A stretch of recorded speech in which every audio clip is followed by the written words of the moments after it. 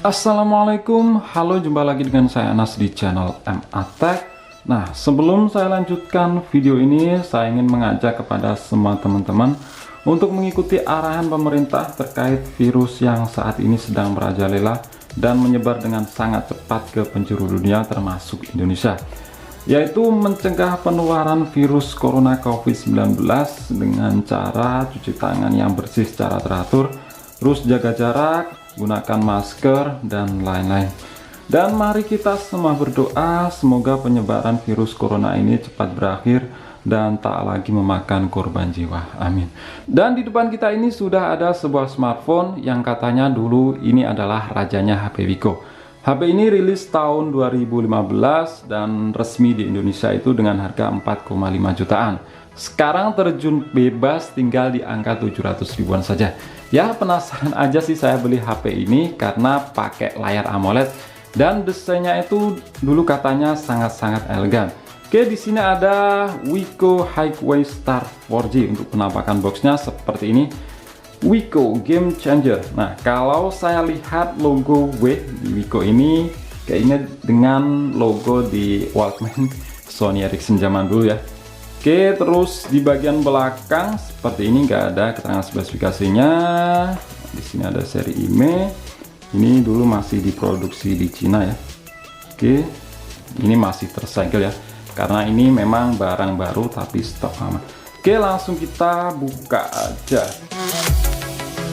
Oke, ini dia di dalamnya. Yang pertama, ini pasti dapat si HP-nya. Oke, kita kesampingkan dulu. Terus kita buka lagi. Nah, di sini ada kartu garansi. Ini garansi resmi ya. Tapi nggak tahu sekarang nasib Wiko di Indonesia itu kayak gimana. Kemudian di sini ada SIM tray injector dan juga adapter SIM. Terus di sini ada buku panduan pengguna yang lumayan tebal.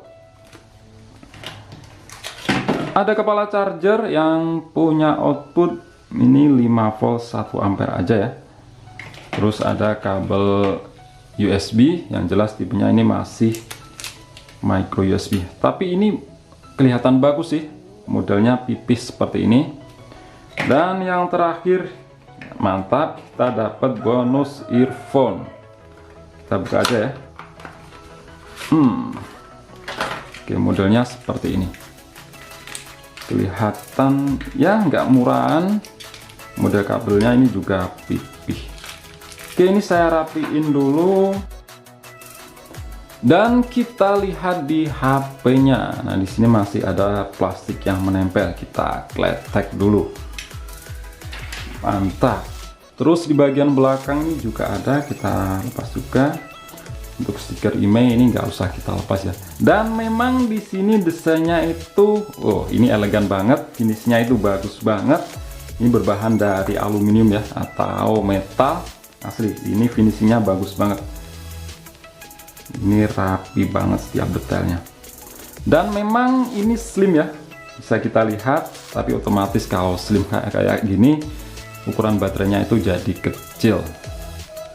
Oke, kita lihat dari sisi per sisi. Nah, di samping kanan ini ada 2 buah slot. Kita coba lihat. Langsung kita buka keduanya. Nah, ini slot untuk SIM. Terus untuk yang ini juga SIM ya. Oh, bentar, ini kita buka lagi.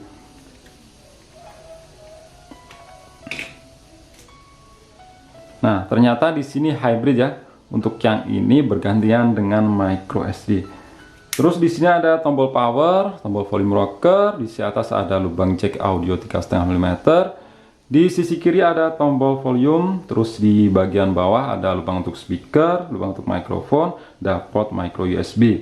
Terus bagian belakang ada garis antena, logo Wiko. Ini kameranya masih ada plastik yang menempel.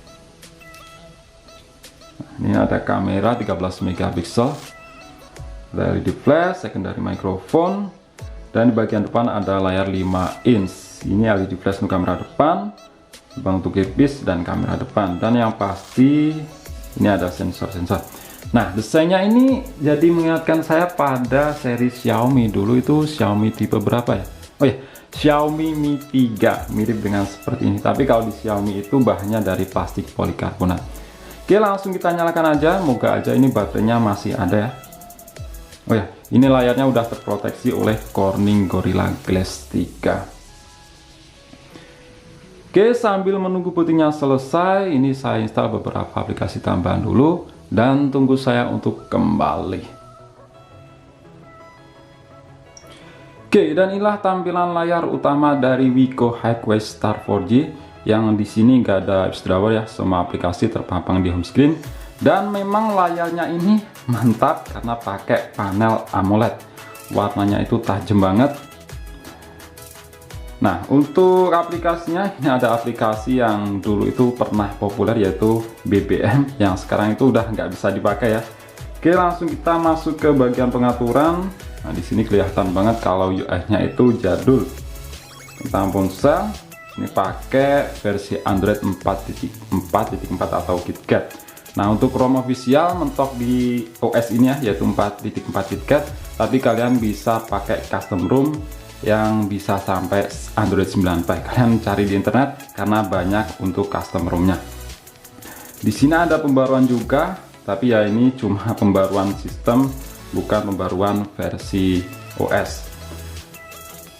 Ini UI-nya lebih ke stok AOSP MediaTek ya, cuma perubahan di icon menu dan juga icon-icon di bagian sini. Kita lihat di penyimpanan. Ini ROM-nya 16 GB yang bisa kita pakai sekitar 12 GB-an. Terus untuk RAM, ini RAM-nya 2 GB ya. Oke, di sini ada beberapa aplikasi yang berjalan, free-nya itu masih 1,1 GB-an. Memang untuk versi Android jadul yang menggunakan AOSP MediaTek ini ringan ya, makan RAM-nya. Terus lanjut kita lihat di aplikasi yang sudah saya install, AIDA 64. Oke, langsung ke CPU aja karena tadi kita udah lihat RAM untuk ROM-nya, RAM dan ROM-nya. Untuk CPU di sini pakai MediaTek MT6752 octa-core dengan clock speed 1,5 GHz. Di sini fabrikasinya masih 28 nanometer. Nah, di sini resolusi layar 720 kali 1280 atau HD, panel AMOLED, GPU Mali T760MP2. Nah, untuk baterainya ini kecil untuk di zaman sekarang. Kalau di zaman dulu itu standar ya, ini 2450 mAh. Karena di zaman itu tahun 2015 sinyal itu cuma mentok di 3G. Jadi untuk konsumsi daya itu nggak lebih boros di zaman sekarang yang udah pakai 4G. Lanjut kita lihat di bagian ini device info HW untuk melihat sensor kameranya. Tapi yang saya lihat di informasi internet itu sensor kamera belakang menggunakan ini Sony IMX 214 13 megapiksel, yang di zaman itu memang banyak digunakan HP flagship seperti Xiaomi Mi 4, terus apalagi ya, pokoknya banyak lah untuk sensor Sony IMX 214. Sedangkan untuk kamera depan ini 5 megapiksel, sensornya OmniVision. Terus untuk kelengkapan sensor, nah di sini sensornya lengkap termasuk hadirnya sensor gyroscope yang di sini pakai hardware bukan software. Terus kita lihat untuk skor Antutu. Nah, di sini saya sengaja tes menggunakan Antutu 8 versi Go. Karena saya tes menggunakan Antutu yang versi gede itu berhenti di tengah jalan. Skornya dapat di angka yang bisa dibilang kecil untuk di zaman sekarang, cuma dapat di angka 65 ribuan. Terus untuk multitouch ini mendukung hingga berapa titik sentuhan, kita coba. Ini agak lambat ya ngebukanya. Bentar nih, multitouch. Nah, mantap, di sini mendukung hingga 10 titik sentuhan. Lanjut kita lihat di bagian kamera. UI kameranya seperti ini ya. Di sini nggak pakai stok AOSP MediaTek. Untuk resolusi maksimal di 13 megapiksel. Terus untuk perekaman video mentok di 1080p atau Full HD. Terus untuk mode-modenya ada mode normal, profesional atau mode manual, panorama, wajah cantik, olahraga, SDR, dan tangkapan malam atau mode malam. Kita coba di mode manual ada apa aja. Nah, di sini kita bisa mengatur shutter speed, mantap. Bisa sampai 8 detik, lumayan ya. Terus juga ada ini manual fokus. Kalau hasilnya dilihat ini masih lumayan banget ya di zaman sekarang. Wajar aja ini pakai Sony IMX214. Kita coba jepret. Oke, kita coba lagi. Oke, untuk hasilnya seperti ini ya, masih tergolong lumayan banget. Terus untuk kamera depan ini 5 megapiksel, rekaman video juga bisa sampai Full HD 1080. Kalau untuk hasilnya sih ini nggak bisa dibilang bagus ya, karena wajar aja di zaman itu kamera depan kebutuhannya cuma buat video callan aja. Kalau untuk selfie ya ini bisa dibilang kurang banget. Tapi ya lumayan lah kalau ukuran di zamannya.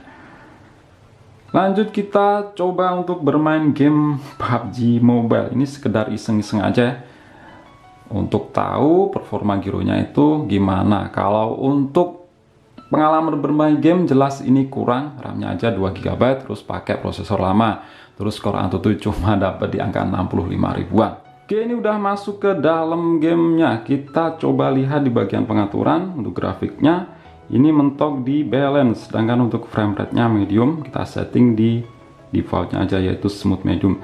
Terus kita nyalain gyroscope-nya.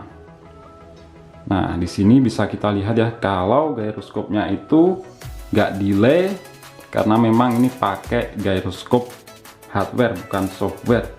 Sebenarnya saya buka PUBG ini cuma pengen tes gyroscope-nya aja dan pengen meluruskan, karena itu banyak yang bilang ya MediaTek itu gyroscope-nya delay. Ya itu nggak bener, tergantung pakai gyroscope hardware apa software. Snapdragon pun kalau pakai gyroscope software saya jamin juga bakal delay. Ini sebagai contoh, ini MediaTek versi lawas. Untuk gyroscope-nya nggak delay karena memang pakai hardware. Kalau untuk kenyamanan jelas ini saya jamin nggak bakal enak karena RAM-nya cuma 2 GB. Terus skor Antutunya aja tadi dapat di angka 65 ribuan. Kalau untuk sekedar bisa, ya bisa gitu aja untuk buka game PUBG. Wiko Highway Star 4G. Oh ya, HP ini ada LED notifikasi. Bentar, ini saya perlihatkan. Nah, letaknya di sini nih, yang bisa dikatakan gede ya. Yang masih saya suka HP ini di zaman sekarang itu layarnya pakai panel AMOLED. Terus desainnya ini asli premium banget. Zaman sekarang ini masih kerasa ya, kerasa klasik. Dan ini slim, tapi otomatis kalau slim gini baterainya ukurannya jadi kecil. Asli ini desainnya bagus banget. Yang saya rasakan di HP ini yang menurut saya kurang yaitu penangkapan sinyal. Ini saya coba pakai Telkomsel, sinyal 4G-nya itu kurang begitu kuat dibanding HP-HP zaman sekarang.